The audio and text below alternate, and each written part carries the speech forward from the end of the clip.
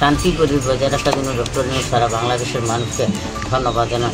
সারা বাংলাদেশের মানুষ সুস্থ শান্তিভাবে বসবাসের রাজনীতি বাংলাদেশ অর্থনীতি কর্মসূচি জোরদার করে দেশের বহির্নীতি রাজনীতি থেকে বাংলাদেশ যাতে সুন্দর সুস্থভাবে থাকে, জনগণের শান্তির পরিবেশ বজায় রাখার জন্য অন্যান্য কর্মসূচি জোরদার, দেশবাসীর জন্য সরকার বাংলাদেশের অন্যান্য কর্মসূচি জোরদার পায়, শান্তি বজায় রাখার জন্য অন্যান্য কর্মসূচি জোরদার। দেশের রাষ্ট্রীয় গতকাল যে সরস্বতী পূজা, এই সরস্বতী পূজা উপলক্ষে হিন্দু ছাত্রছাত্রীরা যথাযথ মধ্যে মা দুর্গা সরস্বতী চরণ অঞ্জলি প্রদান করেছেন।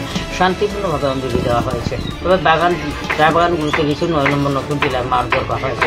সেখানে তারা মদ এবং গাঁজা মদ নিঃশ্বাসিত অবস্থায় হারিয়া মদ খেয়ে তারা মারধর বাধ্যচিত হয়েছিল। তার চা শ্রমিকের সন্তানরা পূজার ব্যক্তিত্ব বিসর্জন পূজাকে ছত্রভঙ্গ করতে কোনো বাঙালি ছিল না। সেখানে তারা অত্যন্ত মেধাতে নিঃশ্বাসিত অবস্থায় গান বাজনা করেছে, বক্স বাজিয়ে ড্যান্স গান ব্যবস্থা করেছে।